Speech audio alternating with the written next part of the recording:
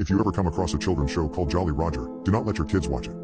My 8-year-old son Ethan is one of those kids that is very hard to keep entertained and to keep occupied.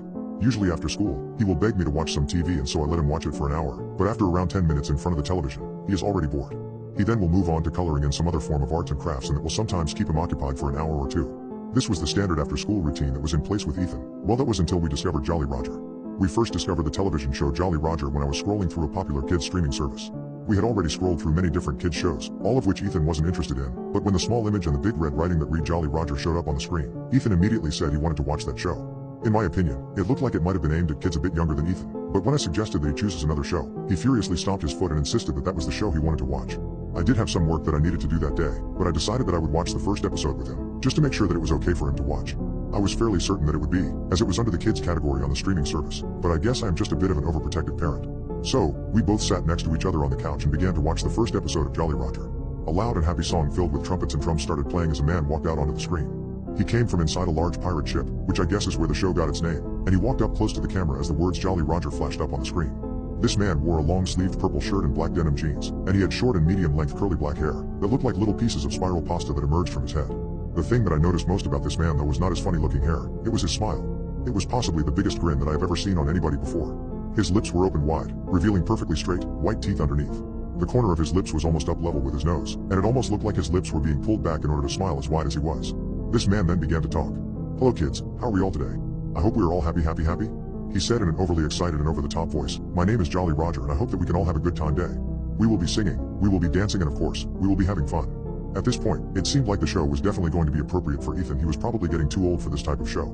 I did continue to watch the episode, and it continued pretty much how you would expect. Jolly Roger pulled out a guitar and sang some nursery rhymes, then he began teaching some dance, and then he moved into the arts and crafts portion of the show. In this episode, he was teaching the kids how to make a small pencil holder that the kids could take to school. Once the pencil holder had been built, using an old toilet roll and some stickers, Jolly Roger then said that it was time for him to go.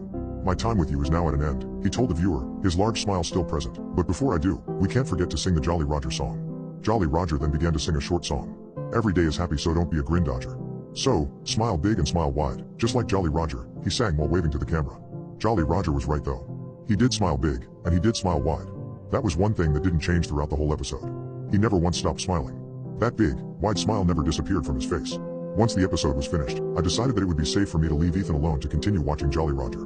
I had some work to do, and Ethan seemed more than happy, sitting there watching the show. Which I guess was strange. He normally would just sit there and watch more than one episode of show before he grew tired of it and found something else to do.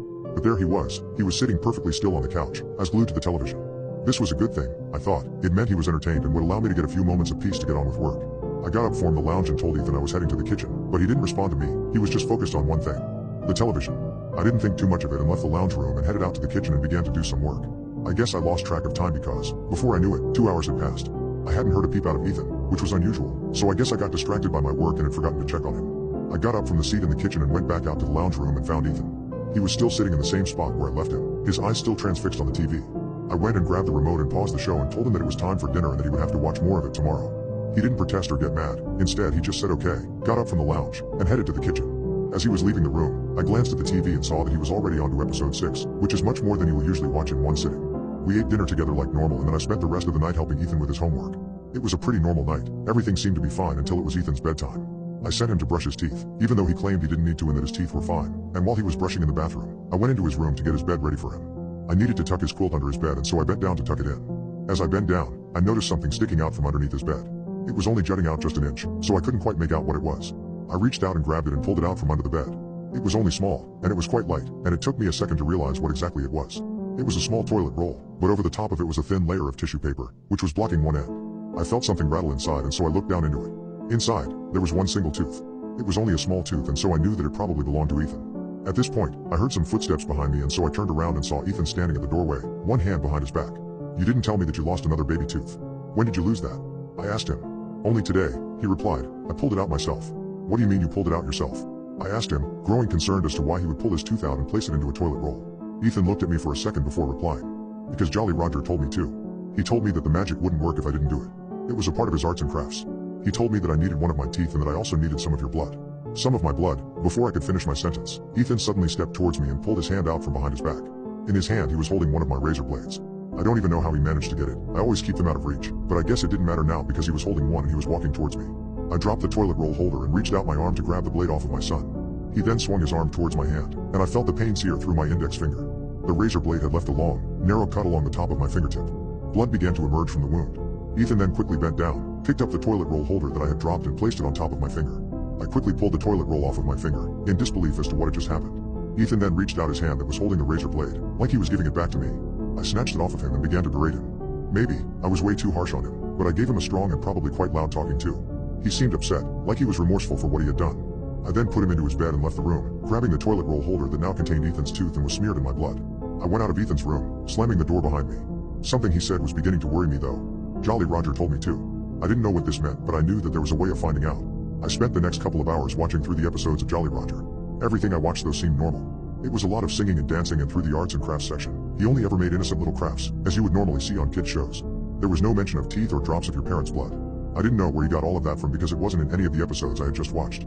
I was just finishing watching episode 6 and I could hear Jolly Roger singing, like he always did, smile big and smile wide, just like Jolly Roger, he sang, his big smile flashing towards the camera.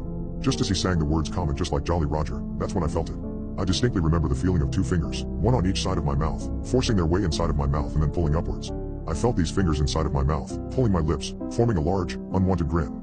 I didn't know what it was, and when I felt around my mouth, I couldn't feel anything, but I knew that there was something there, forcing me to smile. That was 3 days ago now and I can still feel the never-ending smile on my face. I can feel the fingers forcing my face into a large, painful smile. I now think back to the old saying smiles are contagious, but this is one smile that I do not wish to pass on to anybody. So, now I am cautious of anyone I see smiling. Maybe they are just happy, or maybe their kid also watched an episode of Jolly Roger.